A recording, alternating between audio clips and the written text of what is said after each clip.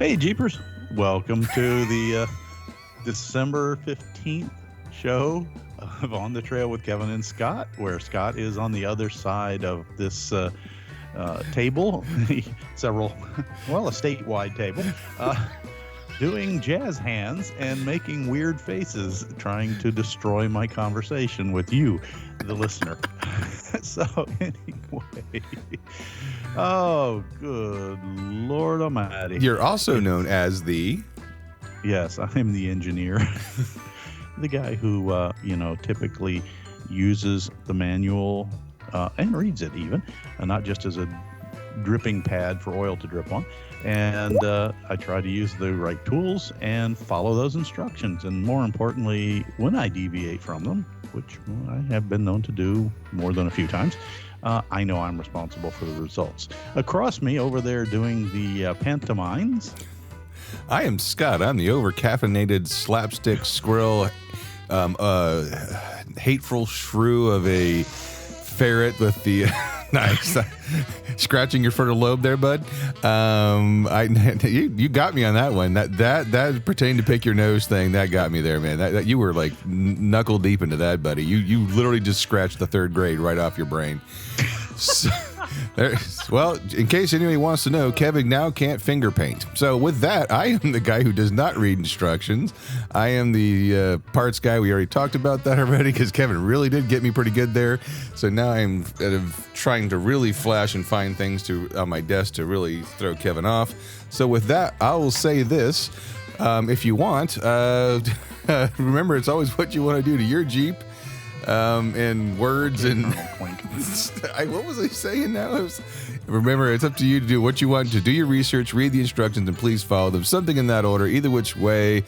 Merry Christmas and Happy Holidays for the holiday edition of On the Trail with Kevin and Scott. There we go. Cherry Missmas and a Yappy Hoonier. Yes, absolutely. What you just said. So, before this devolves any further, hello, everyone. Hi.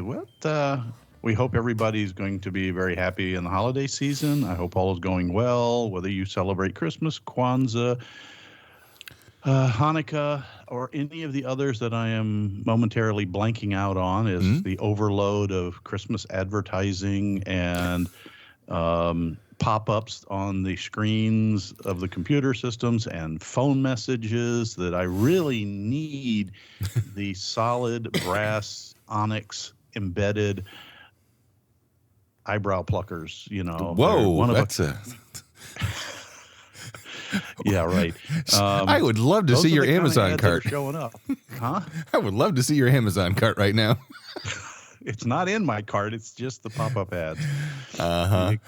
You got to remember that Sue and I share a joint Amazon account, so I get all kinds of recommendations that I look at kind of going, oh. I share one with Autumn, too, and I'm like, no, I don't need that. Yeah. No, I don't. So I don't even know what you do with that. Yeah, and Kevin, when a young man falls in love with a woman. No, but anyways, and a big special thing out there to Santa and his little helpers, aka all the people working at Amazon, UPS, FedEx right now, working really hard to get those gifts. And wait a minute, why are you ordering something every single day of the week? So I have to come back out here every single day. Can't you group them? No. Nah. Are you kidding, man? It comes from poor impulse control. So, yeah, I was going to say, you just might qualify as the poster child for poor impulse control sometimes. Yes, and the worst one too is like, and we all know that. And again, big thank you to the UPS, FedEx, and Amazon workers that are literally staring at your winch in their truck or your big steel heavy-duty bumper, while the 100-pound person at Amazon realizes they have to get it from their truck 40 feet to your front door, and they are not happy because I have seen some videos of them dragging the bumper, not happy. Yeah, it used to be a 40-pound limit, but even 40 pounds, can be rather hefty for cumbersome. Certain people. Yes. So with that said, I guess you want to just jump right in because I would like to go with my bright idea. So, as we know, you spring forward and fall back. Recently, we fall back. And so now we're leaving work when it's dark out, most of us. Yeah. You know? But, you're also getting up and going to work in the dark if you're on the earlier schedule. No, I'm lucked out, man. I'm the 9 to 5 guy. Well, no, 9 to 5. Yeah, 9 to 6. Excuse me. I forgot to math. So, with that, little subject came up on the good old internets, and as we know, the internets is such a plethora of show content for us. Real quickly, I do want to before I go too far. I'm scrolling really hard. The coffee is now finally hit. Literally, I started drinking when Kevin and I started talking 40 minutes ago, and now all of a sudden the coffee just bing, hello. The Stellantis CEO stepped down. So things might be changing for Jeep and Chrysler and all that. So that's the most topical news we'll have. So you can read and do all your judgment on that. That's fine. But anyways, back to my other story. So basically, as we're leaving early, the internet's talked about, hey, will you please stop blinding me with your LED headlamps? Or, hey, I hit my high beams, the whole, as Kevin said earlier, but wait, there's more. And everyone hits their light bars when someone flashes you with their lights. And a lot of people say, well, I've already aimed my headlamps, Like, okay, well, did you get DOT, headlamps? Well, no, I got DOT LED bulbs. Okay, let's wind this back a little bit. So you put DOT LED bulbs in a housing that was designed for halogen bulbs. Well, no wonder why your beam pattern went from 80 feet out to now 60 feet out and now 80 feet wide as you blind everyone, including Santa, trying to deliver gifts.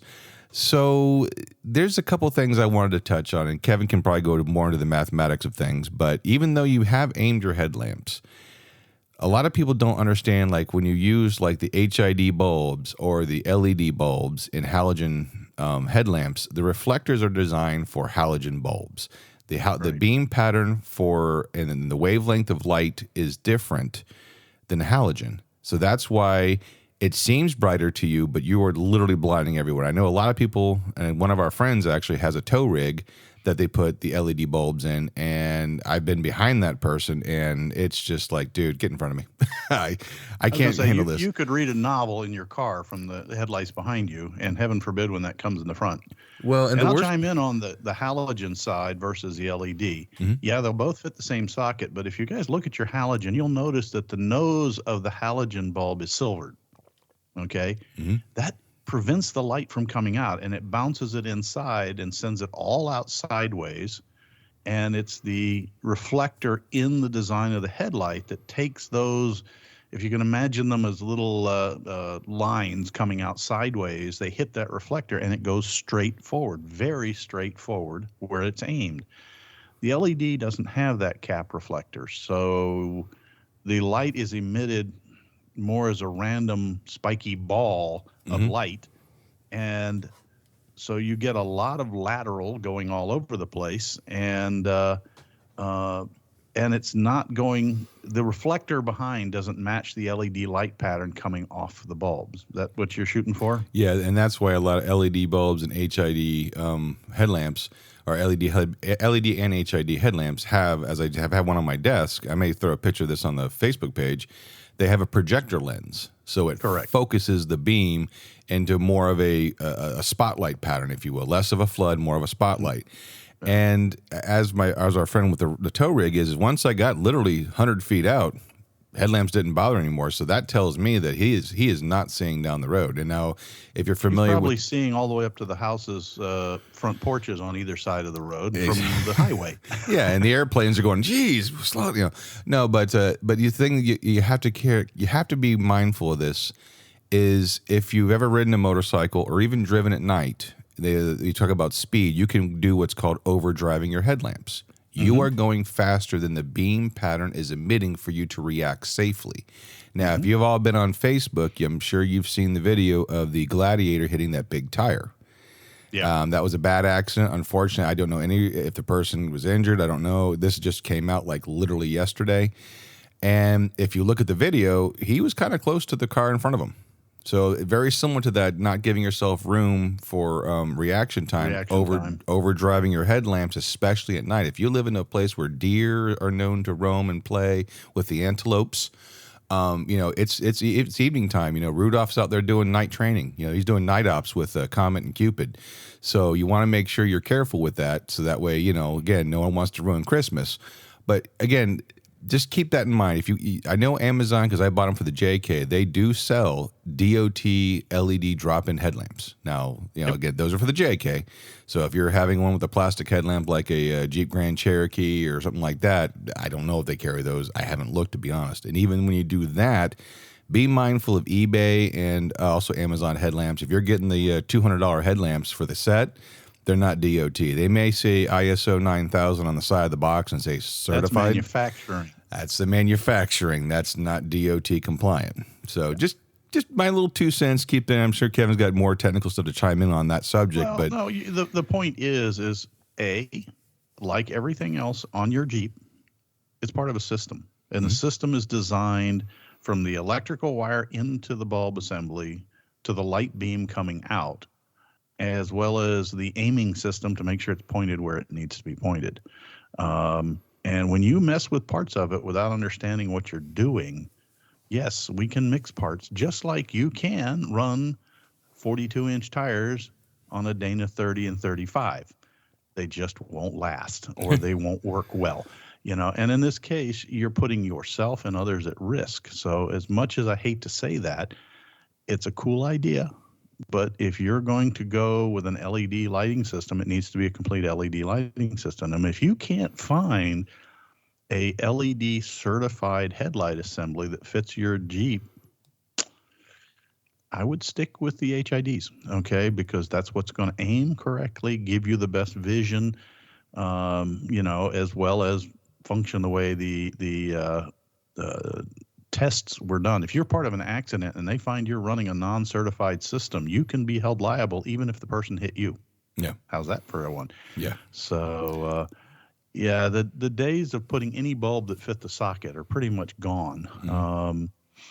And that's one of the sad things. I prefer, if I'm replacing a headlight assembly, I'll get the entire package from the manufacturer. And yes, I do look for the DOT little circle stamped into the plastic that says DOT, and usually has a bunch of funny numbers below it. That's the actual registration number. Because yes, I put in truck lights back when they were actually sold a decade ago. But one of the key factors is right on the package box, it said DOT certified 50 state. Yep. And so it's one of those things. Now, from a quick and dirty, here's a trick that I've helped people when you didn't have time or didn't have a shop around that could do an actual alignment based on the light beam. Everybody's, we just measure. No, measuring doesn't cut it. The best way to do it at home, if you have a blank wall, is to look up the specs on your vehicle that's in the manual. In most cases, the light pattern's in there as far as where you're supposed to do this. And you put some blue tape on the wall at the height and 2 vertical lines crossing that at the width. And then you center the vehicle, and you tell you usually 25 feet back is typical, but the manual will tell you, and you turn on your headlights, okay? And you see where the bright spot is, in the middle. And if you're above that X, I got news for you. You're blasting the people in the rearview mirror or blasting their eyes coming at you. And therefore, they're likely to veer off into you, because as weird as it sounds, humans react kind of like animals that, go towards the light. With disastrous results. Yeah. But you adjust the beams. There's a couple of screws that you can just take a regular Phillips, or sometimes they're Torx, and you loosen a screw and it goes down, or tighten a screw and it goes down, whichever way works, and then swing it to the curb side till the bright spot is not centered on the crosshairs, but is below and to typically the right of the crosshairs in low beam. And then high beam can be centered on the crosshairs, and you just adjust until you get a happy balance between those two. You'll actually see better, as Scott mentioned, because your light will be focused where you need to see. I don't care that, Ms. Anderson's gladiolas are well lit up and that you can see them in her front porch, but you really ought to see that little Toyota pickup truck that's trying to turn out of the driveway. My begonias. so it's not hard if you Google. There's all kinds of treatises written out there on aligning headlights. You can do it for your specific vehicle, and you'll get all the stats will come up.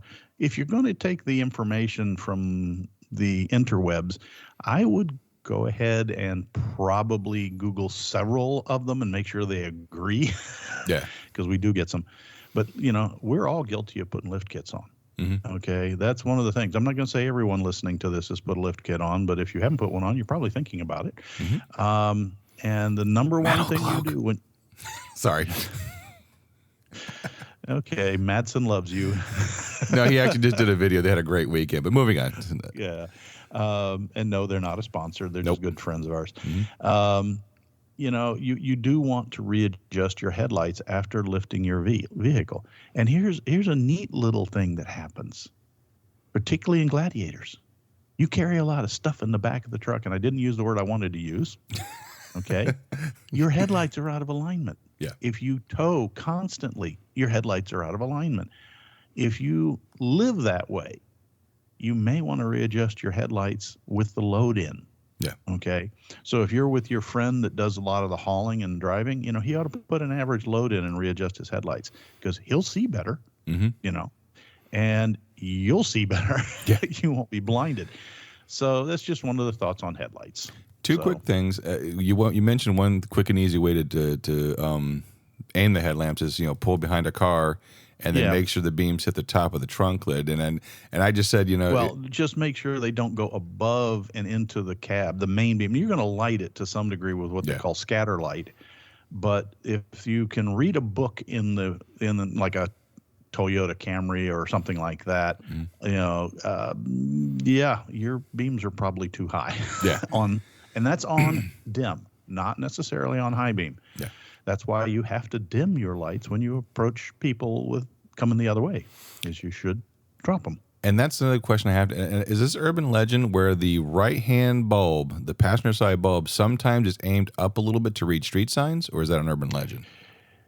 It was available in the glass bulbs with, I don't remember whether it was Sylvania or Philips, but somebody did that. And if you've ever looked at the original glass bulbs, very rare nowadays to find them unless you're into the antique car stuff. The surface was smooth, but you notice that there were lines and almost cubic facets cast into the glass on the back side. You had that kind of griddish pattern in the glass. Yeah. And yes, those were secondary focus areas that would send, but it was generally both bulbs. You didn't really have a right or a left. They were all pretty much cast that way, but that would throw a small amount of light a little bit up, probably at the 6-foot level, and off to the right, which shouldn't blind anybody driving. Unless you're in England. No, they actually have European left lane bulbs.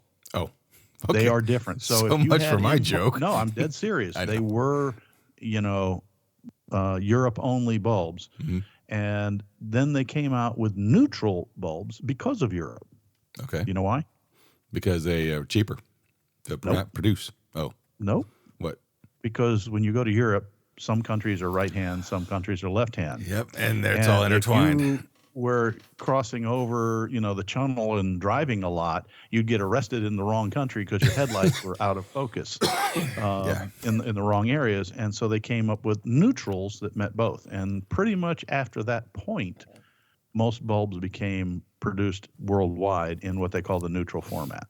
It does have some illumination to the right and to the left lifted, but not in the direct line of sight that would be an oncoming car for the most part. You might get a momentarily blip on it, but it's also not at a lumen level so high as to cause major discomfort. Yeah.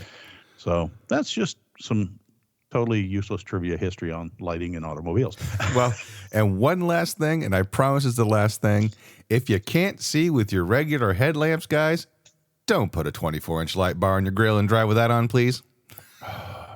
I have seen more and more cars, especially out here in Smeltona, that literally and I wish I was joking. It's like you can tell like the old dingy yellow headlamps, and their solution is to slap a 12 to 24-inch light bar on the grill of the car and drive with that.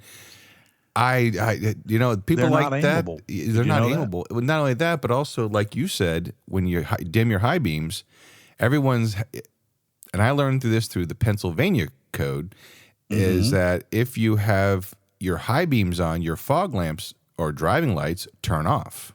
Correct. Because you can't have. If you have a Jeep TJ and you go that way, you'll notice that is the way that the actual factory fog lamps are hooked up. If you go to high beams, your fogs go off. Now, if you hold it back, all four will illuminate. But that's called a flash. Yeah, you have to hold it. That'd be you're blinding me. Flash, flash. I'm going to hit you with everything I got. Yeah, but no, that's not to cause them pain. That's just to alert them that their headlights are on. I think the best one was I pulled up to a light and there was some like, "Why you flashlight at me?" He said, "Because your high beams are on."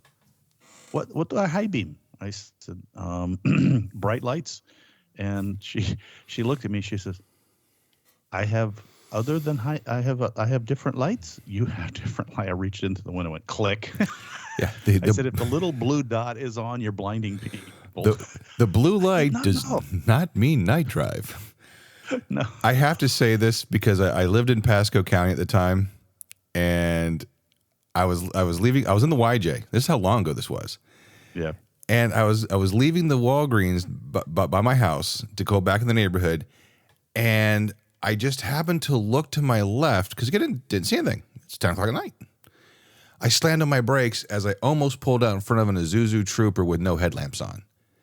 And the woman slams on her brakes, jumps out the car. "What are you doing?" And I said, "Your headlights aren't on." "Oh." Gets back in the car, turns it on, drives off. And I'm like, "You almost wiped me out." But that's a whole nother subject with these automatic headlamps. People have the dashboard lit up, so they're driving with their headlamps on. Before this becomes a headlamp show. So, Kevin, how have you been? Anything cool to report on your end before we lose more listeners? No, I don't think we'll lose them. But yeah, seemed like a bright idea at the time. Like you're always sparking off with them. That's all. I'm sorry. Anyway. Yeah, it's been a very interesting couple of weeks, folks. Man's been busy. Yeah, which is kind of bizarre given other things. But let's see. Let's start with project number 1 for our friends at Red Scorpion. And before anybody goes ballistic, this is just Ron he has a soft spot. And I shouldn't be letting out his secret, but a family over on the east coast of Florida, his grandfather lived in one of the condos, the very typical tower condos, somewhere down north of Miami, I think. I don't know exactly which beach community they were in. Most of those towers, have parking garages, not parking lots, because space is at a premium on the beach. So he had a 92 Jeep YJ, a nice kind of electric blue. And I guess according to the story I was told, Grandpa was one of those that took the grandkids and the family out in the Jeep, and they drove on the beaches, and they went into the monkey trails down in Miami. And that is such a thing. There's an old park area that's now got a road through it, and there's monkeys in the trees and that kind of stuff. And, he was just regarded as a great grandpa. It's the only way to have it. And during the hurricanes 2 years ago, his condo was hit. And we all may remember the Jeep Beach, that there was no beach. The sand was gone.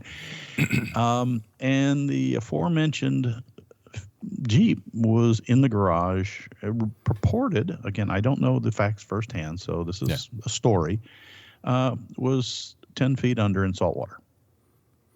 Now, I'm sure Scott, being in a body shop, will tell you that any adjuster will walk in and go, "How deep? How long?" Total. Yeah.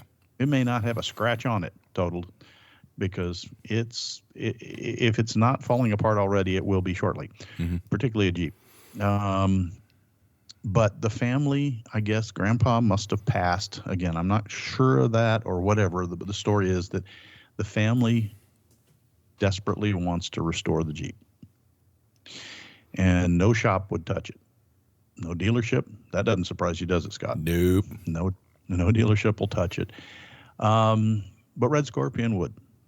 Now, with some conditions. This was not a, we're going to do a resto. No, this is, I can make it run. I'll do what I can. It's not going to be cheap. And I'm not going to share the dollar figure, but I'll simply say, does it exceed the value of a 92 Jeep YJ? Yeah, and then some. But you cannot put a price on a family heirloom, and it's not up to us to tell anybody else what is an heirloom to their family. Yep. And so, anyhow, Ron brings it into the shop, and he and his crew disassembled the Jeep to a bare body tub, pulled the engine, transmission, frame, sent the frame off, had it hot dipped, chemically treated, and then coated inside and out. Basically had to throw the motor away, was able to get a Reman 4.2 or 4.0, whatever. I think it's a 4.0 yeah. A Reman transmission. They rebuilt the transfer case because it didn't really suffer anything. It's a sealed unit other than the vent pipe, and the vent pipe was in such a way that it didn't, really do anything as far as getting salt water inside. But they rebuilt it, top to bottom. He had salvage axles from all the other Jeeps that do upgrades, so he had axles that were in good shape, re-geared them, rebuilt them, new ball joint, just on and on and on and on and on. The body, they didn't want him to dip it. They wanted to keep it Grandpa's blue. He said, well, I can get it repainted to that color after, but they no, we want it to be Grandpa's Jeep. I guess even the dents and scratches had some memories of maybe that was grandchild 3 that bumped the signpost. Yeah. It's Each their dent's a story. So they scrubbed it out. I mean, they washed everything inside, outside. Used I can't remember the salt additive you use on boats to help keep the salt corrosion. It helps chemically remove it. And so they really did everything they could to get it as clean and salt free as possible. And if any of you don't know what's going on here, you'll love it, because here's the punchline. The problem came in when Ron went to buy a replacement wiring harness, because copper and salt water are not friends, not by a long shot. And you could not even unplug the fuses from the fuse box. You could not remove the connectors from the back of the light switch, the dimmers, the blower motors. It was welded pretty solid, or so they seemed. But there were some bright spots. But called, I can hear you going, oh, no, American Auto Wire makes. No, they don't. Painless, no, they don't. Centronic, no, they don't. I was on the phone with all of them. Yeah. American Auto Wire offered to make one. But they were honest and said, you don't want to. Yeah. The dollar figure was 4 digits long to the left of the decimal place. And the first number wasn't 1. It wasn't 2. It wasn't 3. And I'm not going to keep going because of the time.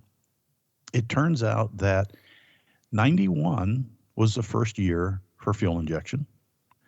92 was the first year for a ECU driving fuel injection and a distributor type, but electronic ignition that wasn't the Renix system. Yeah. And while it wasn't perfect, it ran okay, but they did change the harness to 93. Now, 93 through 95 were pretty much the same. And I can say that with some honesty because I have the service manuals and have sat there reading page after page after page and comparing the years because they're not available. So Ron contacted me and said, is there anything you can do? And I said, well, let's see what we can do. And long story short, we have begun a adventure because while I can get some of the connectors, I can't get all the connectors. Everybody's like, I can hear you screaming from here. Oh, just go to eBay. Go look and see that somebody who's selling a 92 engine harness alone, just the engine harness, $2,000 if they have it. And most of them say sold already. Yeah. They know what they got. They know what they got. So it was like, okay, where can I meet in the middle on this and try and make it work?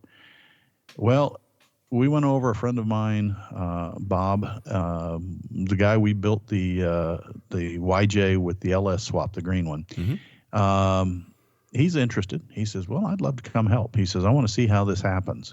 So we tore apart the engine. We decided to start with the engine harness because that is the, what do I want to call it? The unique stone of the whole system. Yeah, okay, that's the make or break. That's the make or break harness. I can probably get around a lot of the others, but that's going to be the one that a 4.0 first or second year yeah. is kind of like weird. So we started delooming what was left and picking through. There was no question the fuse box was toast. It was broken to start with. Yeah. And the discovery was kind of interesting that I don't know if it's always been that way, or I know it still is on mine to some degree, but for some reason, not that our friends at Jeep / Chrysler / AMC were really interested in long life, but most all of the engine connections were weather pack type.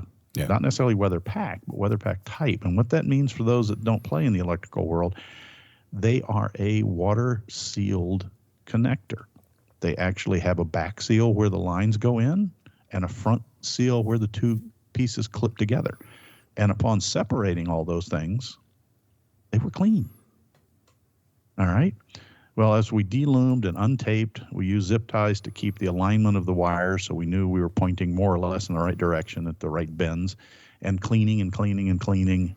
Dawn dishwashing detergent, the reason they use it on the animals is it works in salt water, and it helps to remove the salt from salt water, after a oil spill, those kinds of things. So we tanked it in a tub.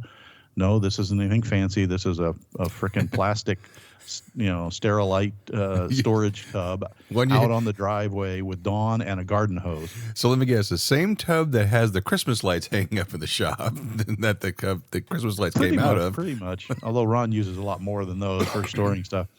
And we kept washing and rinsing until it was salt-free. I even tested it by literally, as gross as this sounds, rinsing it. And then, no, I used my finger to touch a dip of water and see if it was salty. And if it was salty, it went back in. And we got it down to where it was as clean as I could personally make it. And then we opened up every connector. And if it was dirt, even if it wasn't dirty, I cleaned it out with a combination of CRC contact cleaner, which is available at any parts store. Mm-hmm. And it's very good at removing any bulk corrosion. There wasn't really anything in any of the smaller connectors. I'll get to the oddballs. There was a couple of oddballs. But then I also used a product called Deoxit D5. And it is similar to CRC, but CRC is basically a water cleaner, or actually it's not water. It's a light grade hydrocarbon based cleaner. Deoxit is based on mineral oil as the carrier, as well as then the deoxidant and cleaners. And I don't think it's personally as powerful as CRC at removing corrosion, but it will chemically react with them. It leaves a electrical film that's suitable for contacts and will wick up wires. It'll wick quite a ways up a wire. So, when you're trying to get into that crimp zone, and trying to kill off corrosion, it seems to do a dang good job. And so every single connector was broke down, cleaned up, and treated. Let dry overnight, checked again, and most of them looked brand new after we were done, with the exception of the fuse box, mm-hmm. the ECU connector, and a through firewall lighting connector that's on that harness that goes in under the dash. And when we realized it was because those three connectors were not weather pack type, okay? They were exposed. The one under the body is just a body connector, so it didn't have any shielding at all, and it was corroded beyond use. And the ECU one had some corroded pins, and and I'm like, oh boy, where am I going to get those? And then the last one was the fuse box itself. I couldn't get the primary electrical leads out of the plastic fuse box due to corrosion, And at that point, I'm looking at Ron going, we may have a DOA here, And he's like, well, I really wanted to keep it original. I said, well, I was willing to take and graft a TJ system together with it, to electrically get it hooked up. But he was like, well, yeah.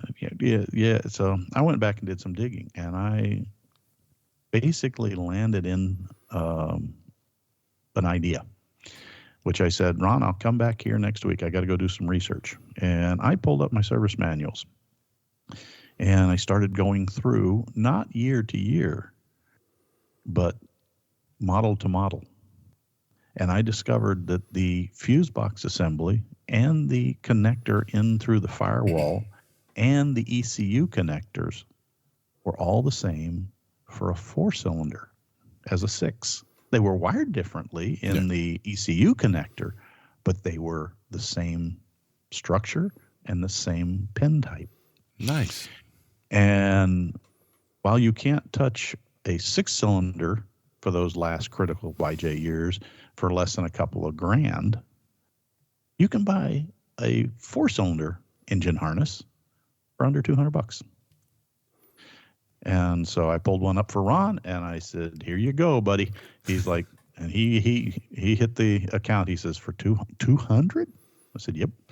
And so we got us a 4-cylinder harness. And then I proceeded to transplant the entire fuse box.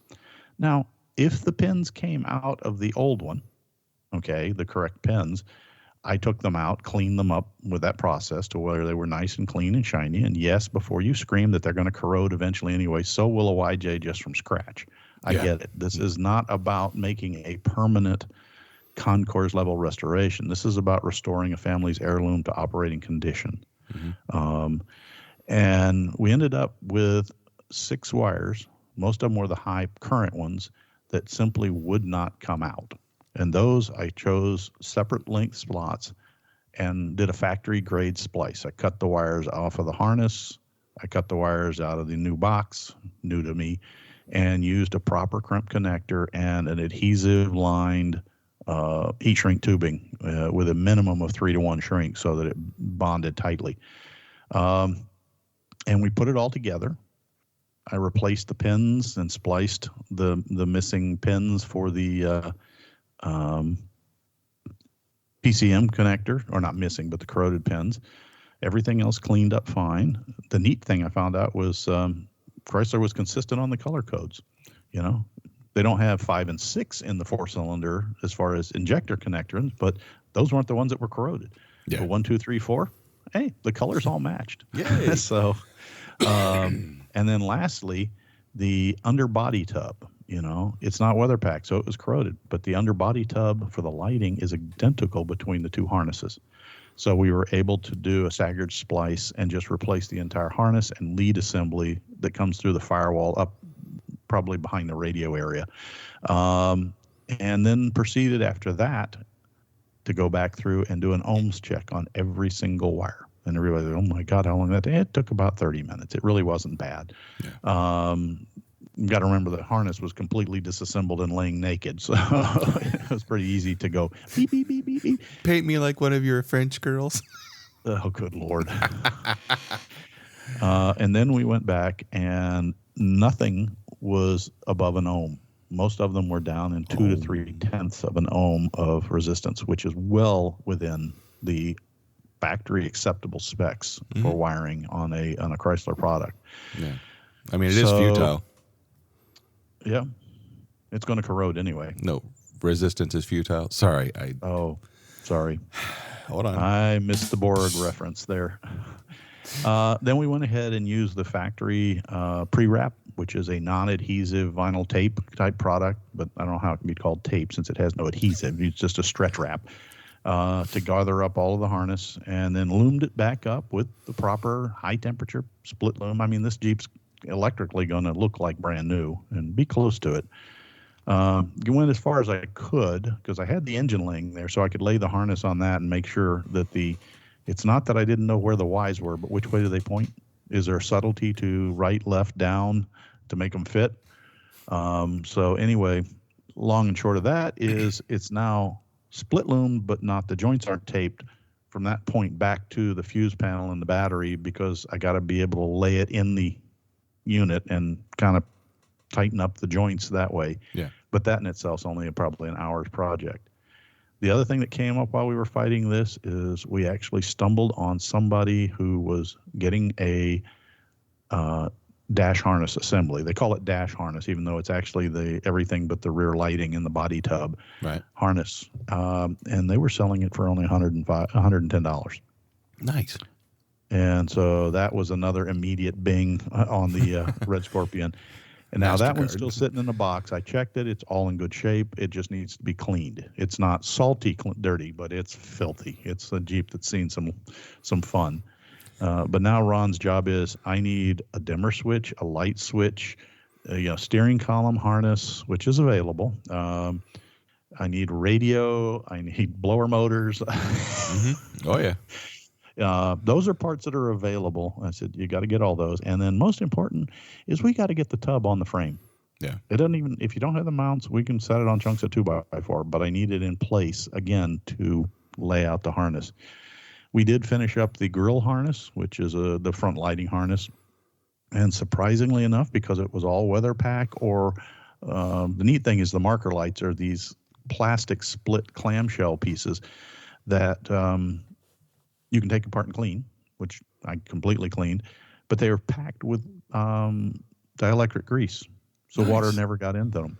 Sweet. So I went and got new dielectric grease after everything was fixed, filled them up with dielectric grease, snapped it in till it went out the sides, and then tested it and used the Power Probe. We have all the front lights working perfectly.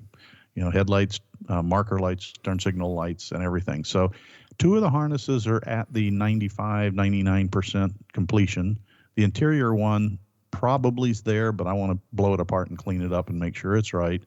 And the back harness has been cleaned, but we have to do an ohm test and make sure that the back harness, which takes care of fuel pumps and rear tail lights and those kinds of things. But that's a really minor one. I could build that from scratch if I had to. Yeah. Believe it or not, you can get pigtail connectors for the fuel pump and those kinds of things. So this has been a very interesting project. It's now probably 2 weeks, but maybe 2 days worth of work, because I can only go in when stuff comes in. And I will tell you that we've done pre-made harnesses, and they're much easier. Trying to create your own harness and trying to make it as authentic as possible for a discontinued, when even the major manufacturers are like, we're not going to play in that game. Yeah. We're going to get there. We are going to get there. But it's kind of an interesting project. I've never had to build. I've done repairs on harnesses. I've traced harnesses. You did your own. But I'm building your own. I mean, I've heard people doing it, and I understand the philosophy. And this one isn't really even building your own. This one is Frankenstein. I'm going to take apart from this body and apart from that body, and these rusty old craps I found in the junkyard, and we're going to clean it up, make it run. Not only I hope within the go ahead, Scott. No, you go ahead and finish. I just said I'm kind of hoping that we get all the components in. But Ron's been very busy because, with Christmas coming up, guess what a lot of families are doing? Mm-hmm. They're giving themselves presents. And so lift kits and upgrades and winches and not tires and, Merry Jeepmas. Exactly. No, what I was getting ready to say is that you're creating a backdrop of knowledge. Not backdrop. I mean, a library of knowledge. So like someone else doing a very similar thing, now you've kind of let people know, hey, if you can't source this wiring harness, a 4-cylinder here's a will work way in its to place. Get around it. Yeah. So while you're learning and doing what needs to be done, you're also sharing a wealth of knowledge to everyone else that will help them in the same position. Let's just hope they don't bring the 4-cylinder wiring harnesses up to $2,000 level, guys. So don't go crazy on eBay when you start bidding, okay, guys? Well, a lot of the YJs, apparently, if you look at the numbers, they were a lot more 4-cylinder YJ shipped than there were 4-cylinder TJs. Mm-hmm. So, but the next step over is Chrysler was what they call cross-platform sharing.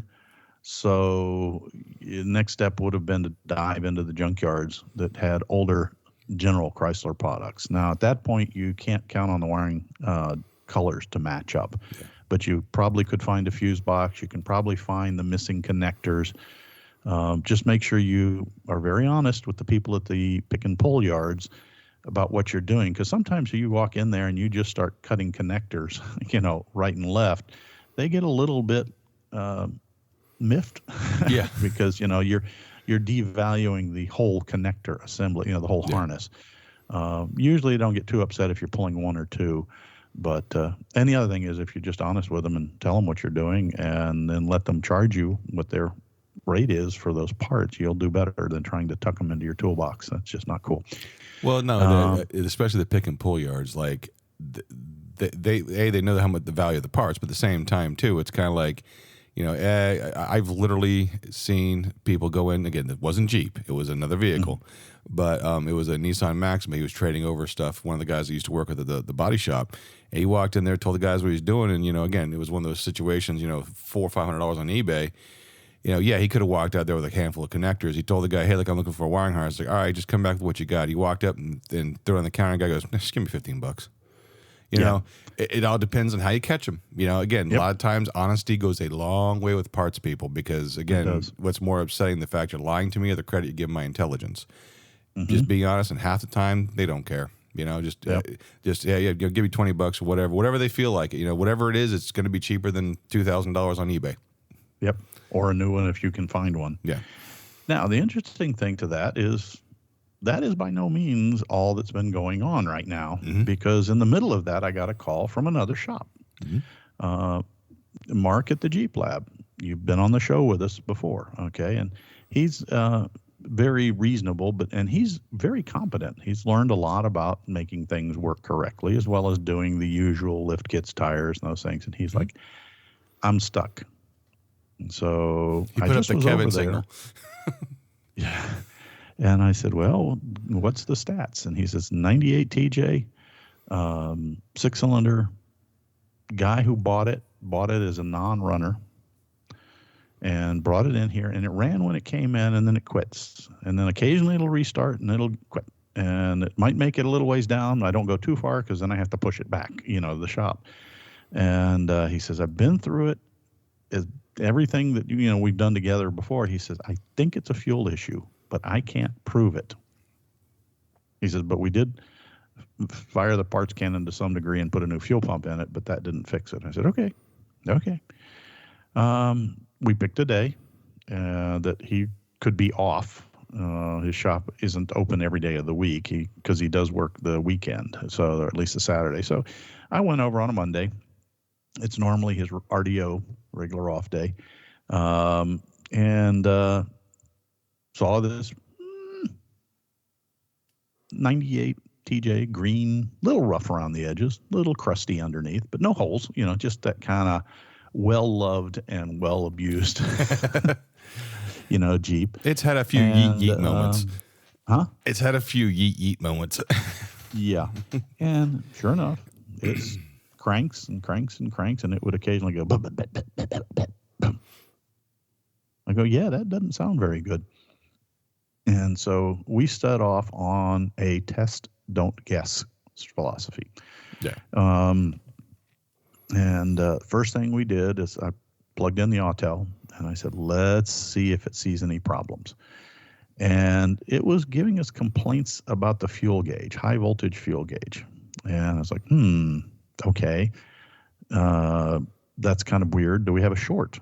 I was thinking, okay, we might have a short between the power wire to the fuse to the fuel gauge, or other things like that. And I said, but that's a guess. So we'll put it in the brain bucket. But I don't hear a fuel pump on any of these situations. So, all right. He's like, so how do we test? I said, first thing we do is we start at the power source. Unplug the fuse. I mean, not the fuse. I'm sorry. The fuse is there. What I did is actually plugged in a relay checker, folks. It's some by Lyle Industries. It's a little case and you pull out the one that matches the pin pattern of your relay, and you pull the relay out for the fuel pump or any other relay, plug this in, and then put the relay on top of the tester. And all it is it's a shunt device between the two, but it gives you exposed terminals, 2 on one side, 3 on the other, that lets you tap into what's happening in terms of, do I have power to the relay? Do I have power to the relay coil? Do I have ground triggering the relay coil?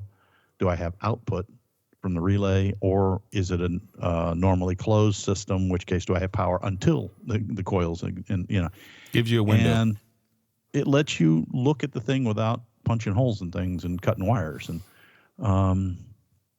it was giving me quirky stuff, which we ran down to being probably just some pin issues. So we did a pin fitment adjustment, because these kinds of pins are the kind that could be tightened up a little bit, and got the quirkiness out. But it's still, the fuel pump still didn't run. I was like, ooh, it's just simple pin fitment. That's why it stops and starts occasionally. No such luck.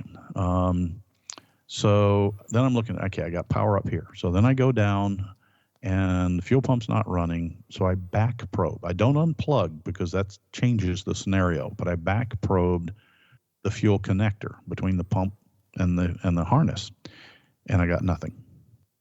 It's like, got to figure out a way to check this out. Look at the manual real quick, wiring diagram, not a single connector between the relay box and the fuel tank. So that means we're doing the hated, I don't like to use pen probes, or piercing probes, they call them. That's where it sticks a little needle. We've got a little unit that clicks over the wire, centers the wire, and you screw the head down, and it drives a needle into the middle of the wire. Did you already jump the main battery into the fuel pump to make sure it worked? Thanks. You're right. We had this discussion before, so he's reminding me.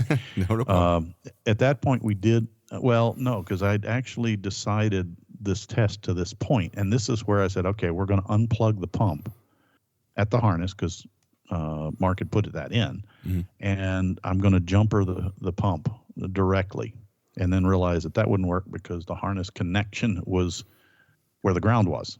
Right. Okay, so I actually put it back in and back probed the fuel line power to the pump again, and looked at it and made sure, no, it hadn't suddenly started working. So I hadn't changed anything. Okay.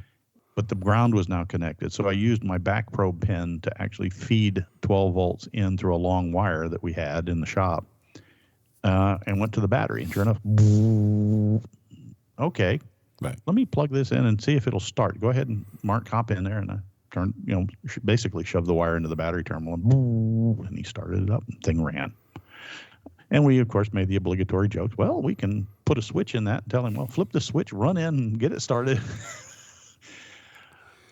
I have to step in real quick, because when we talked previous about this story, from a dealer perspective, we get these cars that come in, and even your repair you had one time on your wiring harness on slightly altered, the same situation.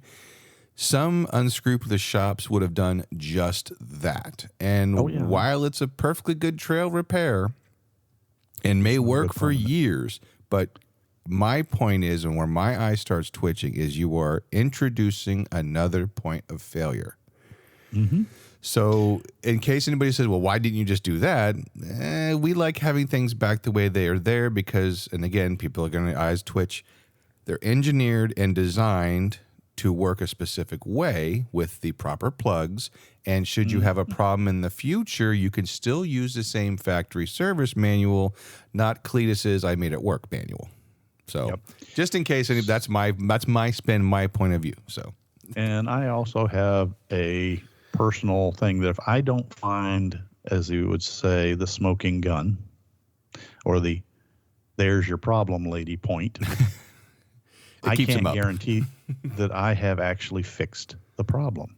Yeah. So people are like, well, why didn't you just replace the wire? Well, we got close to thinking about that, but it would have been a proper replacement of wire, which would have meant delooming and finding the wire and going to a point where I knew I had power and making a new wire run from there back to the connector. But this goes a slightly different way. So, and to utilize a process called halving, like one halving, I guess it'd be a better way to say it rather than trying to run it together. That's fair. One halving is take the electrical circuit that you're chasing, and you know you've got power coming in at the top end, but you aren't receiving it at the bottom end. And of course, this is the longest single wire. Literally. Well, I shouldn't say that, because the fuel pump, the fuel gauges, it's 2 wires, and not the ground. The ground stops in chassis area and grounds underneath. But those 3 of that 4 wires are the longest in the entire Jeep.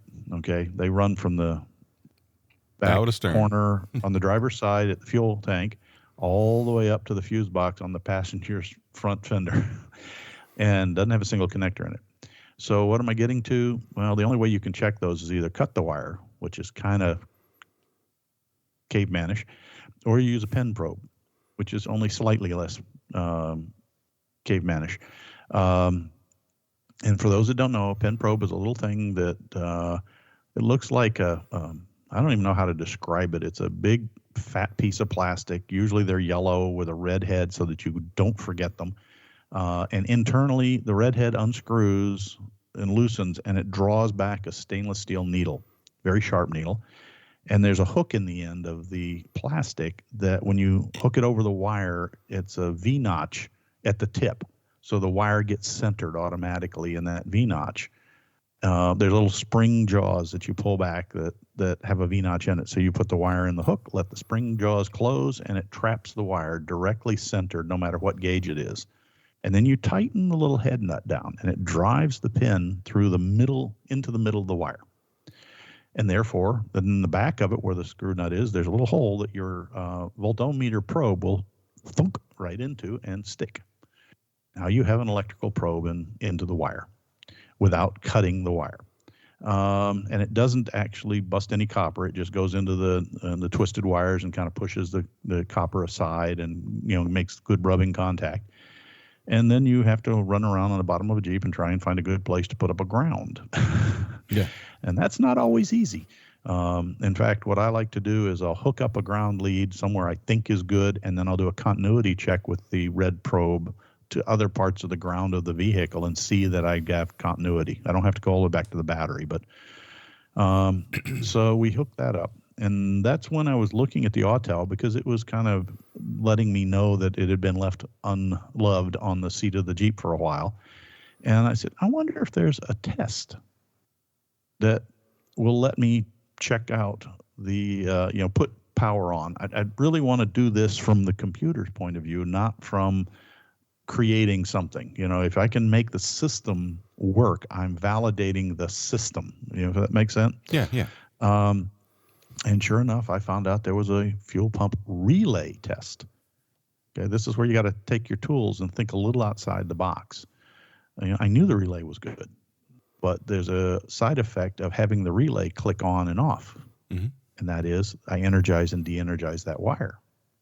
So it was on probably a 1 second cycle. Click on, click off. Click on, 12 volts, click off, 0. Wax on? To the point that I could, and wax on, wax off, exactly. Uh-huh.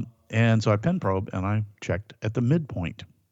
And sure enough, my multimeter was going 12.02 volts, 0 volts, 12.2 volts, 0 volts, just cycling back and forth.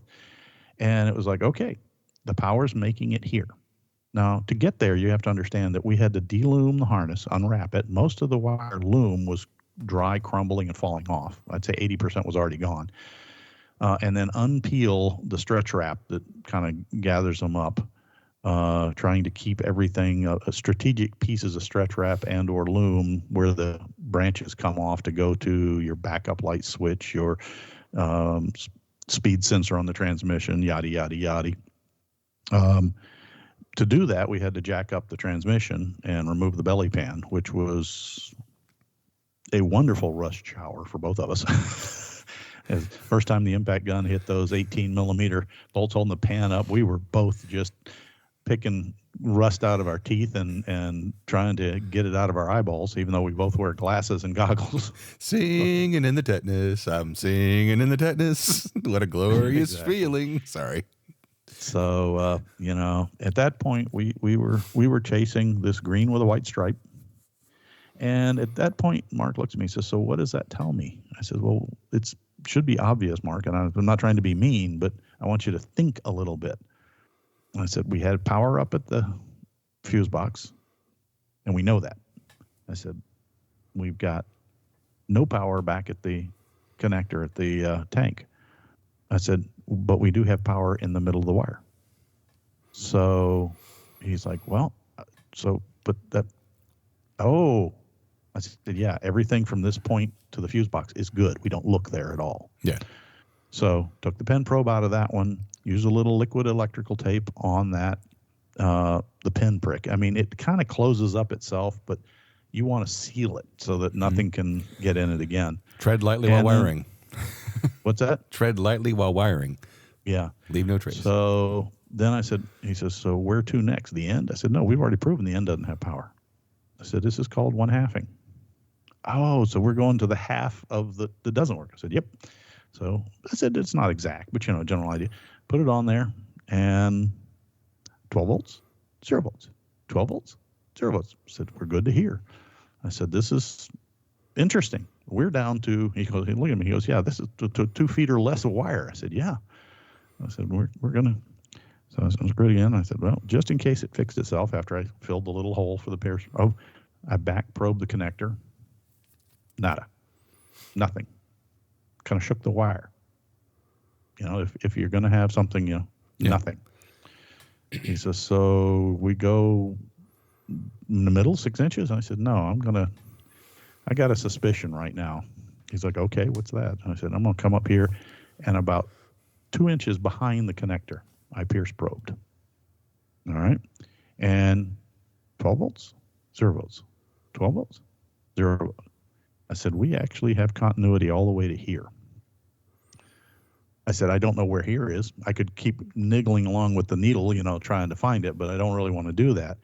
I said, "So we're going to pull the connector off, and I'm going to take the head shell apart.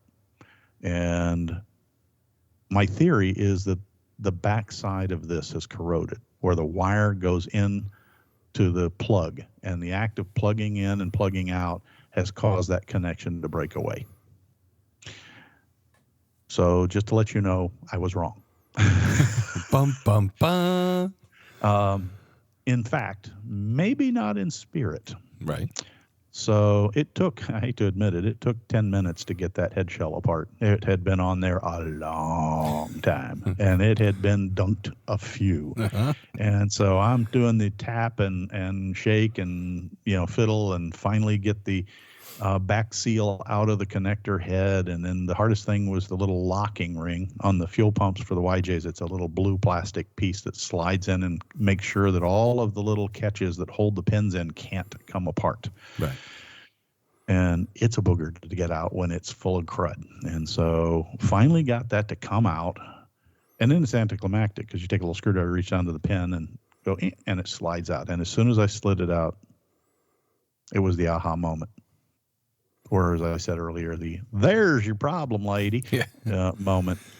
And I'm trying to think of a good verbal analogy as you slide the wire out. Understand that these wires are old and they're pretty stiff.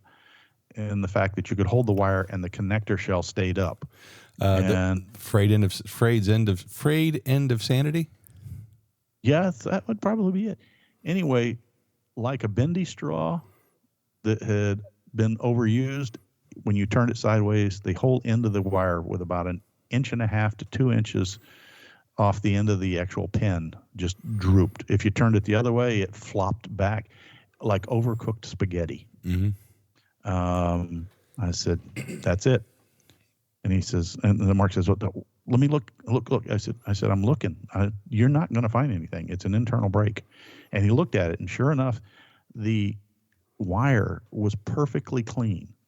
The stripe didn't even have cracked paint, where the wire stripe was. You had nothing visual, no bulge, nothing, other than the fact that I said, "Here, you hold the pen." He says, "What are you going to do?" And I took my finger and chopped upwards with my index finger and boing, and it broke, snapped. And I says, "There's the money shot." Yep. He goes, He said, so I said, I guarantee you try and take a piece of wire and do that, and you'll break your finger. You know, I said, there's no wire connection. And so we stripped the ends and looked at it. And I said, here's what you need to look at. And he says, okay. I said, what do they look like? And he says, well, first off, they're broken. I said, good, point one. But, you know, they're broken unevenly, okay? And they're not pinched. They're not crushed. They're fractured from fatigue. Mm-hmm. I said, it's probably somebody kinked this wire, possibly even at the factory. No, this wasn't you putting in a fuel pump yesterday. You know, this is old. I said, if you look really close, you can see that some of the strands are smooth. And he goes, oh, well, what's that saying? I said that they've been vibrating together for a long time and wearing and arcing themselves to pieces until these that are jagged on the end are where that actually fractured. I said, it's probably useless knowledge in terms of automotive repair, but to me, it's a failure analysis. Why did this fail? Mm-hmm. And I said, it crimped and it got shook. And it got shook for, well, what's, 87 or 88, I'm sorry, 90, 98, 98 to now worth of vibrations. He says, so what do we do? I said, we're just going to put a splice in here. I said, we're going to trim back everything a little bit till we're sure we're out of the fatigue zone. I'm going to use a high-grade compression sleeve. And I had one for 20, what is it? No, I think it was 16 gauge or 18 gauge wire. Fit snug even before you crimped it. And then I have discovered some new heat shrink tubing. It's really neat. It's clear. It's clear with adhesive. And normally you couldn't get clear and adhesive. This is marine grade with adhesive, so you can actually see the colors of the wire continuing through. So I crimped on with a new heat sleeve, heated it up and pinned it together. We didn't even test it, I'll be honest with you. We plugged it all together because I still had another hour and a half worth of rewrapping a Jeep's length of wiring and harness. And since we didn't have split loom, I test-the-tape the whole thing from one end to the other. And I'll be honest with you, test-the-tape will outlast any split loom. But I told Mark, if you want to add split loom, go get some. Just make sure you get high temp because this dang harness runs right next to the catalytic converter. Mm-hmm. So, long story short, though, we plugged it all together, and I said, you're shot, bucko. And he got in there and stomped on it. And I said, it's not going to start the first time because the fuel line's full of air, but let's go ahead. And she coughed and she spit and she died. She hit it again. This time she ran for a second and died. And this third time he started it and it came up and he was able to rev it up and started running. He said, I got to go take it for a drive to make sure it's okay. I said, go for it, bucko. And, of course, we had put the wire back up. We put the belly pan back on. He drove it around. He's like, it's running better. He says, I've never seen it run like this before. I said, yeah, that thing's been dying for a while. Mm-hmm. I said, the thing is the wires break, you have less and less strands. So it may have started, let's say it started at 12 gauge wire and a few strands break and burn off. And then now you're down to 14 gauge wire. Mm-hmm. And then you burn a few more off and now you're down to 12 gauge wire. And then from 12, you move to 12. I'm sorry, you go up. And, it was probably trying to run the fuel pump on a 20 gauge equivalent wire. And finally said enough's enough. And the wire just said, the heck with it. I'm leaving town. So that was about 4 hours, to run that down. Now, you could shave off probably a half an hour if we'd had it on a lift. We were sitting on the shop driveway, which is a sloped structure outside his shop. And so we were working on the driveway. So that slowed us down a little bit. But when you ask yourself, why do electrical repairs cost so much? I mean, the crimp connector, this is the classic old joke. Yeah, the crimp sleeve was 2 cents. The heat shrink tubing, a nickel. So we're up to 7 cents. All right. I may have had $10 in tapes to close that back up. That's not where the expense lies, folks. But that's what most of the people who work on these things, or not work on it, but have these repairs done, that's what they price it on. Well, it's got, $20 worth of parts. Why is it costing me $450 to $600? because you're paying for a guy to lay on his back for 4 hours, understanding, reading the manuals, and chasing these little ghosts. So when you have someone help you with electrical work, it's not easy. It's easy to understand, but then you're hunting, as they say, the angry pixies, the invisible angry pixies. Yeah. And in this case, there's a bridge out somewhere, and the pixies are there. They're still angry, but they ain't getting to the end product. Mm-hmm. And it takes a mindset to chase that power, the control. First thing is, do I have my power and grounds? And then do I have my control? And we had power to the fuse box. We validated that. Did we have grounds? Yes, we validated that. Crap, the easy ones are gone. So now I have to have the controls. And we discovered we did not have controls at the back end. We did not have, but we did have it at the front end. That really wasn't terrible. But now you're into I got to find out where. And yeah, if you're doing it yourself and you want to go throw a wire in there and replace it, more power to you. The challenge will be that if you take out a green with white stripe out of that harness, let's say you do it right, you pull that out, you check it, and you go, oh, okay, that's a 16 gauge wire. I'm going to go buy 16 gauge wire. Oh, gee, it's green with a white stripe. I can't buy that. You can. There are companies you can order it from. Most of you won't take the time to order it, and you'll be appalled that you have to buy a 50-foot spool for a 10-foot section that goes under the Jeep. So you'll go get, if you're really good, you'll get green wire. Yeah. Okay. And you'll go somewhere up in the fuse box and you'll make a splice and you'll run it to the back end. And even if you're very, very good and you relume it, if you take the time to tape it back up and put new loom on it, okay, that's great. What you're doing to the guy who's trying to find it and is opening up that loom 2 or 3 years later. Yeah. And he's looking for a green wire with a white stripe. And God forbid if you use a black or a red wire, which is the most common ones, they're going to go right past it. Okay, they're not even going to look at it. And that's shame on those of us that do electrical wiring. But if you can, I realize that's a challenge, put it back to factory. Both in gauge, that's critical for the pumps running, and color system, that's traceability. You'll be happier in the long run, but you'll do what you want to do.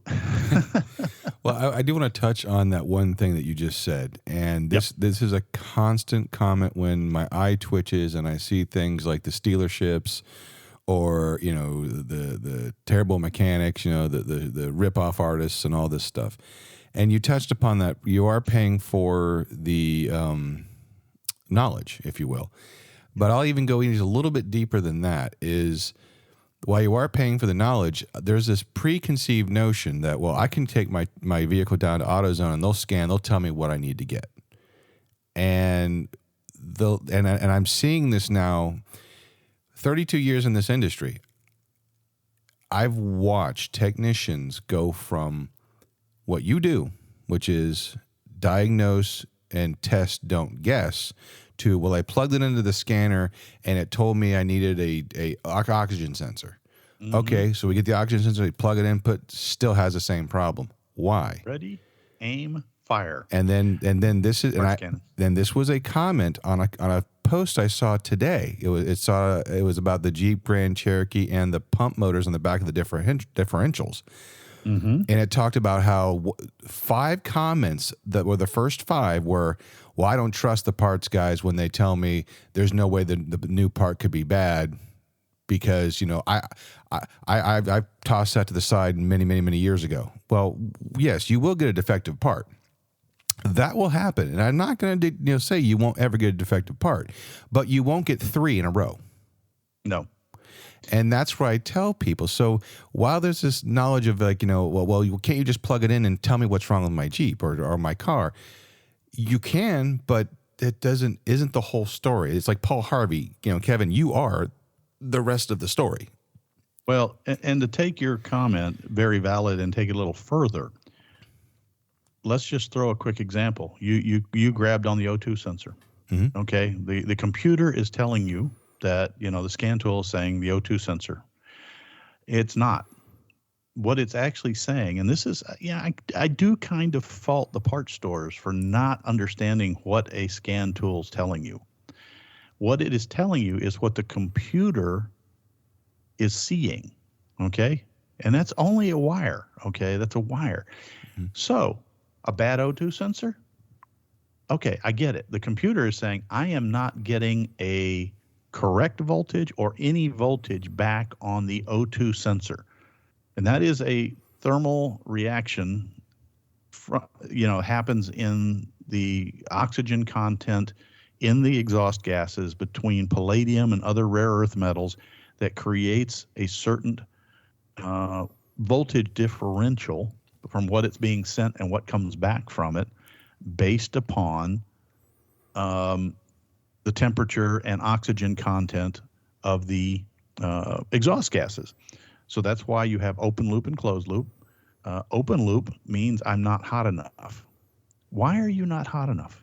Is the O2 sensor heater burned out, or is the wire broken, breathing at power, or is the ground broken? Oh, well, but okay, I'm having an invalid signal.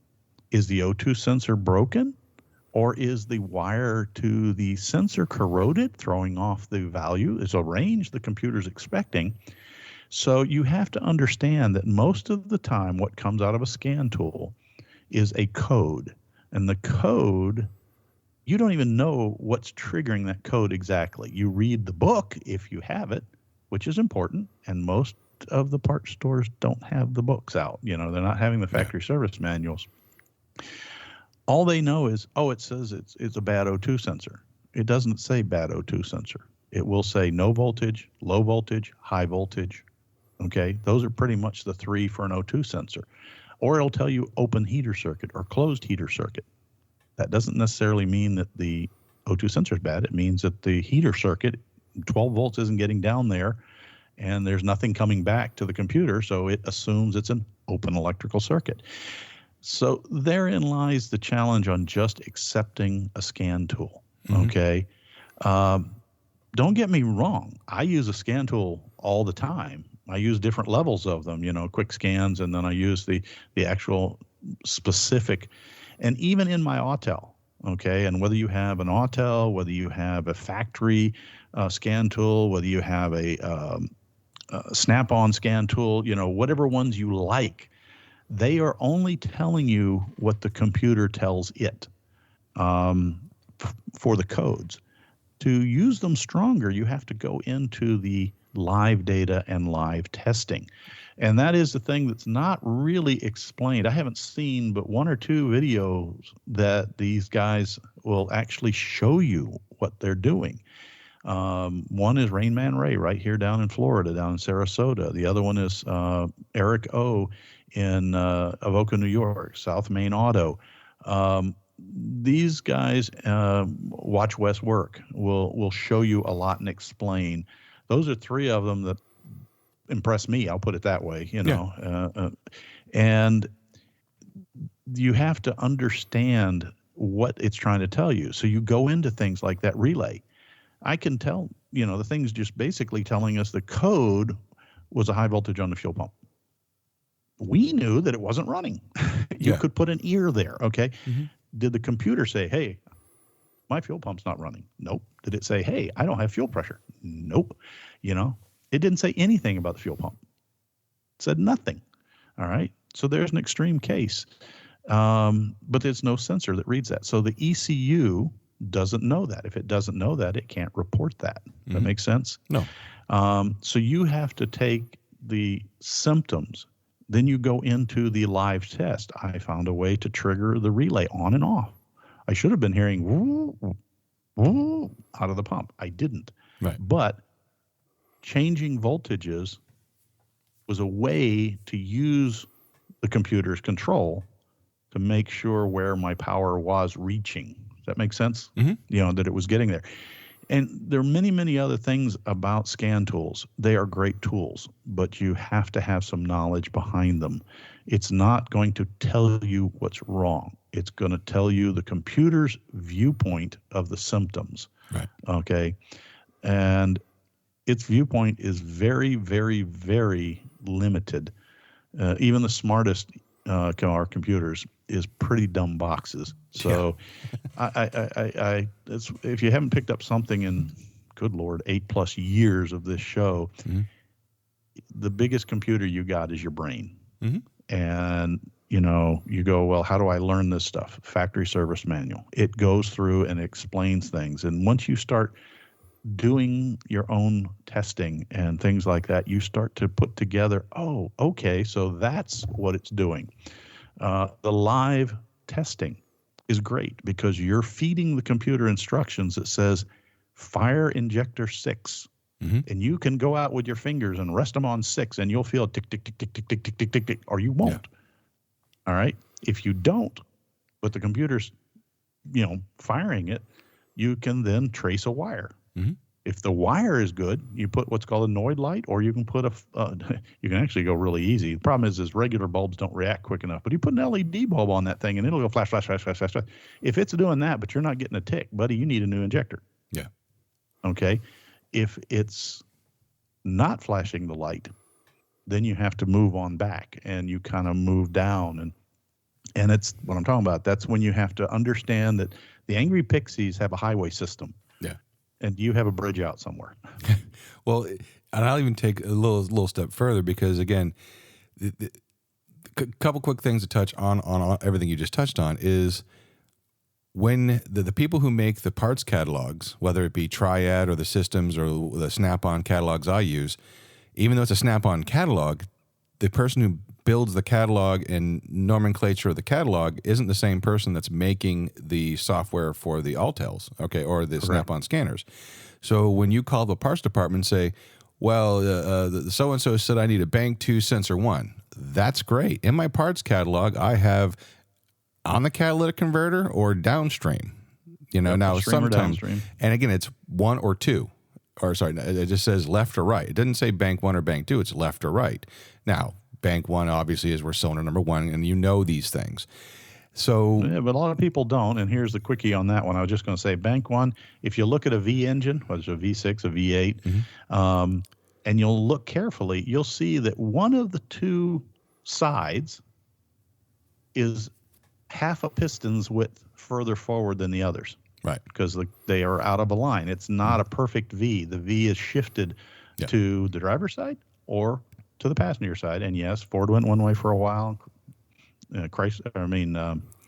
Chevy went the other. Jeep kind of split the difference. And then they changed it around. And then usually the leading cylinder side, whichever's the leading, is 9 times out of 10 Bank 1. Yep. Cylinder 1. And that's like the 2JZ motor in the Toyotas. It's an inline 6. They have Bank 1, Bank 2 also. And that trips up a lot of people. That's where, again, the knowledge comes from. But even more into that, and this is a conversation I've seen a lot, especially on the hybrid, the 4xe Jeep pages. And those of you with the 4xe, and those of you calling any dealership or any parts department, I struggle with this on a daily basis because I'll get a phone call because someone called another dealership down the road, and they ask for a price on something, and then they get me, okay, who is, again, sometimes I overshare. And I tell them, well, hey, it could be this, it could be that.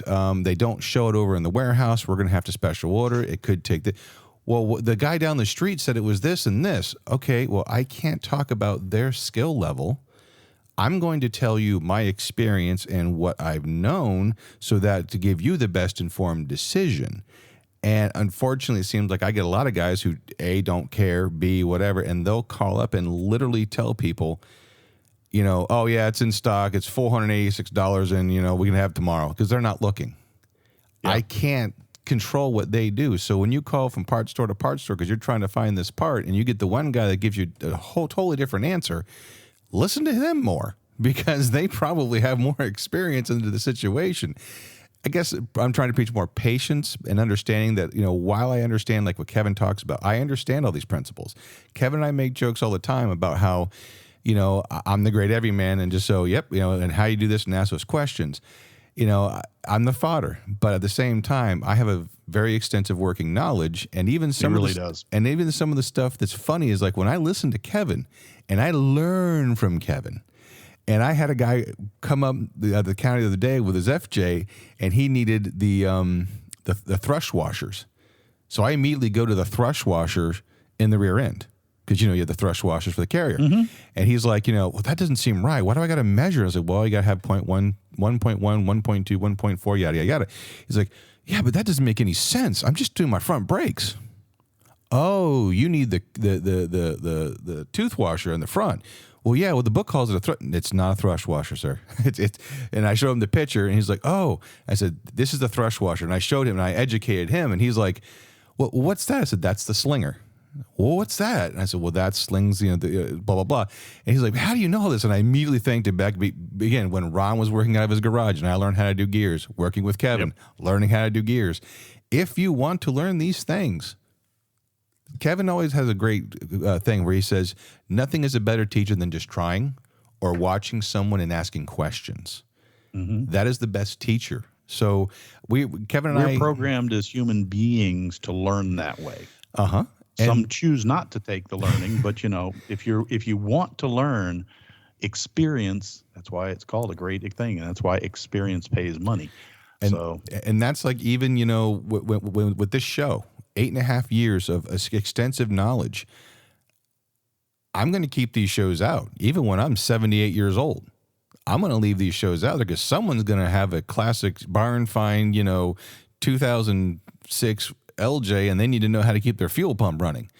So that's why I'm trying to get better with the show notes. That's what I was doing. As Kevin was talking, I'm typing in my phone to make good show notes for everybody because I'm trying to step up and elevate the game. But that's that passing on the knowledge. But more important is passing on the knowledge. You got to be open to listen and learn and step outside your own comfort zones and set your ego aside, Yeah. And it's one of those things, please, I know Scott tends to paint me as a genius, and I'm not. Okay? Well, you even admitted yourself you made a mistake. Yeah, I make assumptions wrong. The difference is you're going to make assumptions in anything you do in life. But you have to be honest with yourself and be open to being wrong because you will be wrong at least 50% of the time. Mm-hmm. The key is to make your assumption in a point that is reversible. Don't let out the magic smoke. Yeah, don't let out the magic smoke. So what's our time? Do I have one more little shout out? Well, what I was going to do is actually, if it's okay with you, I'm going to do this as a 2-part. Because it's already an hour and a half. Yeah, I know we've been going on. Yeah, and that way we have 2 parts. That way, so if they have to stop in the middle and pick it up in the next show. So I'll just do 2-part show. That's fine with me. But go ahead. What you got? Go.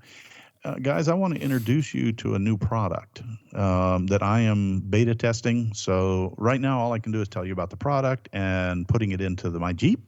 That Slightly Altered pretty much exists as a beta test bed. And some of you may, if you were paying attention to some of the other shows, heard me talk about the fact that Slightly Altered had a phantom current drain and was killing batteries, and that I'd put it on a particular type of maintenance charger, Noico. Talked about that as a product, and it has done fantastic. It can keep up with the phantom drain, and it really isn't phantom. I figured out pretty early where it was. It was the radio. It was constantly drawing somewhere between 1/4 and 3/4 of an amp at any given time, even when the Jeep was off. So I went ahead, and that was the known phantom drain for the doorsteps, but that's really small. That shouldn't have killed it. But if I left the Jeep undriven for a week, I came back to a and we all know that feeling. Ruh-roh. And so I put a Noico on it because I could either rip the radio out and drive around with a hole in the dash, or I wanted to find something that was an answer to a TJ specific problem. So I'm sorry to the rest of you guys, but it still has some relevance. And that is that in 04, TJ, the Chrysler shifted the center module cover that covers the radio, the air conditioner switches, your little toggles at the bottom, and those kinds of things, away from rectangular openings to oval openings for the radio and the other switches. Now, the other switches aren't a big deal because it's just a trim piece as part of that cover that kind of gives it a nice rounded corner. And it was prevalent throughout the Chrysler, Dodge, Jeep, Ram lineup. If you look in the 90s, mid 90s on up, they all had this oval. My Dakota had it. My a few other vehicles that I've driven, that were the government Chrysler products. God knows we had enough of those. And they all had this oval radio opening. And what you had to do was buy a regular single DIN radio. DIN, for those that don't know, is just a size. You have a single DIN and a double DIN, and they're standard industries sizes. And then you bought a trim ring that went around it. And the trim rings, I'm going to be honest, fit like crap. They look like crap. They rattled loose, and you shrunk the radio down. And so the particular brand radio I had in there was a single DIN, because that's what I could get. And eventually it kind of went south on me. But the buttons were so bloody small, my finger would hit 3 buttons trying to pick a station. Yeah. Them big sausages. Yeah, well, that's the way it is. And I finally stumbled across a product. There's actually a couple of manufacturers, and yes, I'll start off right from the beginning. These are all Chinese made, but I got news for you. So is Kenwood and Pioneer, and those are pretty much made and assembled in China as well. This one is a unit, though, that is made by a company that goes by Top Display, T-O-P Display, all one word, and they have a U.S. Top Display, which is their U.S. Company base, and they sell through Amazon, and they're affordable. They're not $100, but they're not $500, if you catch my drift. Yeah. But they actually are a Dodge fit. They are designed and made. They don't need a trim ring. They fit in the factory opening. They are also not stuck on the DIN format. So they use every square inch. The face of it, if you look it up, it's got a knob on the right, a knob on the left. The knob finishes kind of are similar to the knob finishes that were on the factory radio. Their literature is a little weak. Okay, this is about my only complaint with them, and we'll be more on that in a little bit. But the idea is that they have a radio module. It's not a CD player, but it is a radio and more. And this module is really a computer. Okay, and let's be honest, that's what just about all radios are. When you get your newer vehicles, they're a digital computer that actually has a radio receiver, as well as your camera input, as well as maybe a GPS feed. Just thinking about my Ford, all these different options. But they made the visual screen as large as they could fit in between the knobs. Now, above and below the knobs, they reserved 4 buttons. So you have a menu, navigation, radio, and I forget what the 4th one is. It's something else. But the whole center screen is touchscreen. And this system includes a backup camera and cabling, and a GPS receiver that clicks to or sticks to the back of your windshield, and as well as a microphone for use with both voice commands and cell phone. So it's both CarPlay and Apple Play. So it goes both Android and it swings both ways. And here was the neatest thing: they include a little block when you tell them the make and model of your vehicle, your Dodge vehicle, with that. And when you fill out the fact that I put in there that I have a 2005 Jeep Wrangler, and it showed up with a little box, a little bit smaller than a deck of card box, was able to fit in and anchor it with a little bit of double-sided tape to the back brace where the radio mounted, because I didn't need it, because this little computer box is very thin, very small, and tucks up behind the display perfectly, leaving lots of room for wires and connectors. And the box came out with already having the Jeep radio connector, okay, the female version. So I just plugged it into the factory harness and didn't really think about what that box was at first. Yes, I had to plug in the antenna lead. Yes, I had to plug in a speaker lead, and then they have a lead that goes back. It's RCA connection that goes back to the backup camera. Those were the that was the gist of wiring. There was no cutting and splicing until I got to a couple of things that I'll cover in a minute, but it was very, very simple. Turns out that they advertise that the units are CAN bus compatible. Well, it's that little box that's the translator. They even have, now for those of you with the TJs, you'll know that you had the PCI bus from 04 to 06, and before that you had the, I forget what it is, but the earlier version, the very first version of it's not CAN, but it's the single wire version versus the 2-wire version versus the CAN bus, which is the twisted wire data system. And all of a sudden, everything that no longer worked when I got rid of the factory radio started working again. This thing actually is smart, and that box worked with the PCI data bus, and the ECU finally said, oh, I have a radio now. And the radio reads things like you're in reverse and tries to turn on the camera. Nice. Okay. If you're on GPS, it uses that for your speed. It reads the speed so you know where you are, and it can project, you're just like all the GPSs for your distance and your time. Yeah.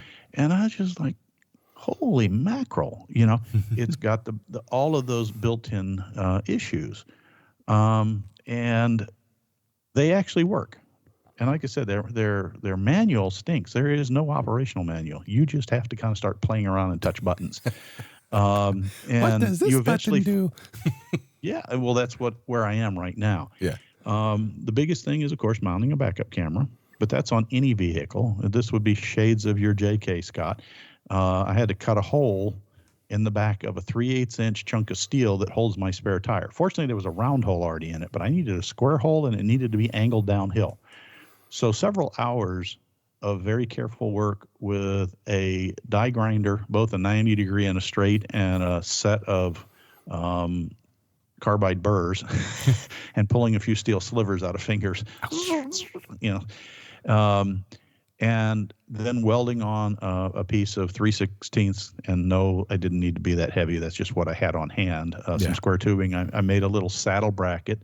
The first one I put on the bottom, and then when I put the camera in, this is when you say, even I make mistakes. I put it in, turn it on, and lo and behold, it's upside down. So this camera hangs, not sits. Right. So I had to cut everything off, grind it down, and weld a new bracket on top, which kind of acts as a protection shield, as well as having two number 4 lock nuts holding this camera in, angled down to where I had a good rear view. The camera even comes with the same style distance sensors with the lines that show you the little, how close you are, the yellow and the reds and that kind of stuff. So I expect it has the turn sensors too, except there's no steering angle sensor hooked up to the TJs. That predates angle sensors. Yeah. And that was where I had to wire, because you have to find a ground, and the cable they give you that goes from the front to the back has power, but you have to find the power that comes on with the backup.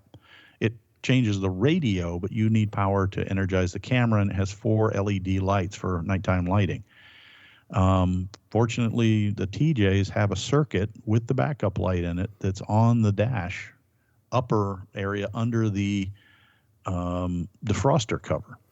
And if you have the smart mirror from Chrysler, it's right up there. And so I did a tap off of that using a gel filled, actually, because this is all 20 gauge stuff. This is a real lightweight wire. I used a Telco connector. That's one that's full of gel that you switch. It's kind of like a Scotch lock with all the problems fixed, but it's not for high amperages. But it's the ones that you see in those telephone boxes on the side of the road that somebody's vandalized and opened up, and there's all these wires with these little dots on the end of them. Yeah. Those are the Telco connectors, and they stand being submerged. They're actually underwater rated. So it was a nice way. I don't have to cut my wiring harness. I can just, test them. And so anyway, the radio works great.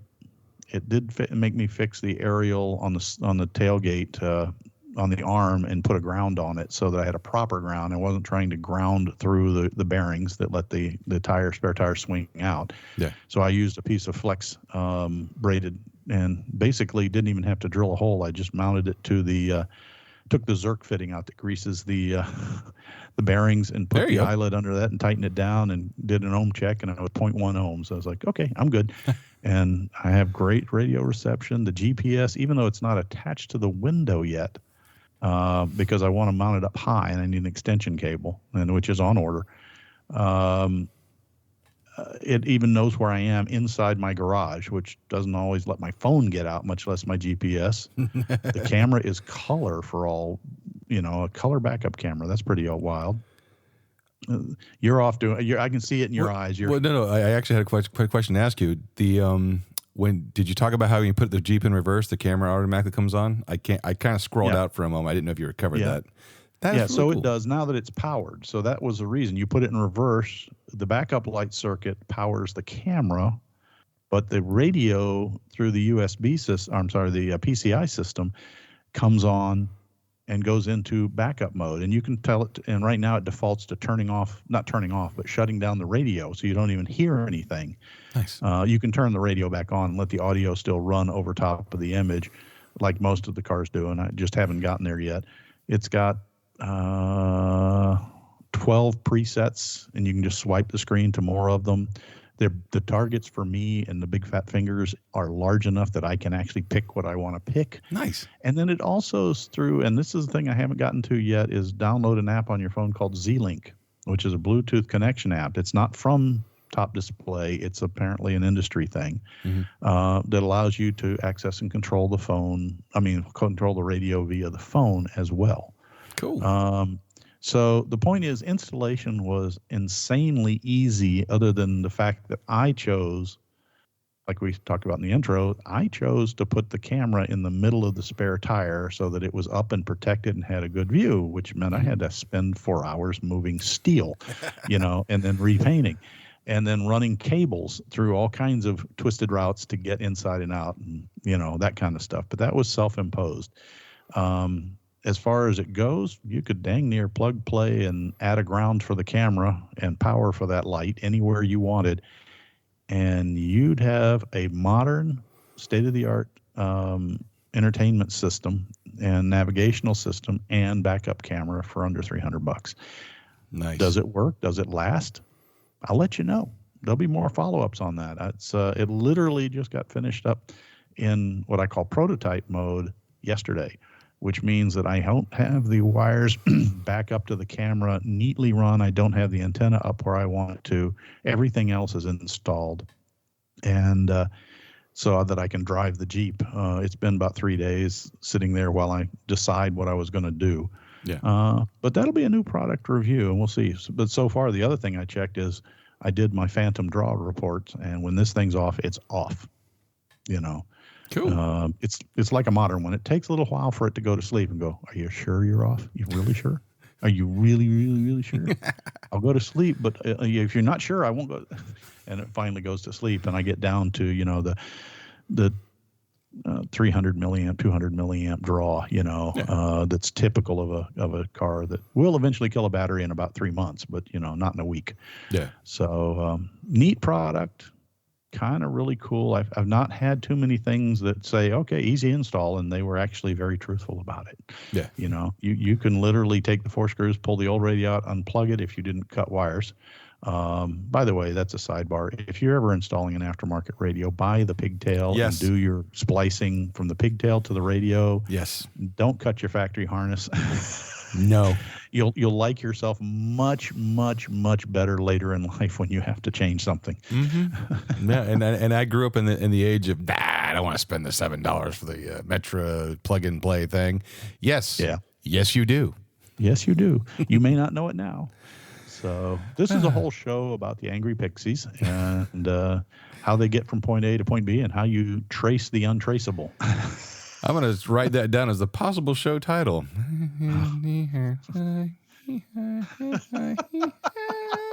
Why not? Heck, why not? Real quickly before we do have to go, but I do want to touch on 2 quick little things on my end.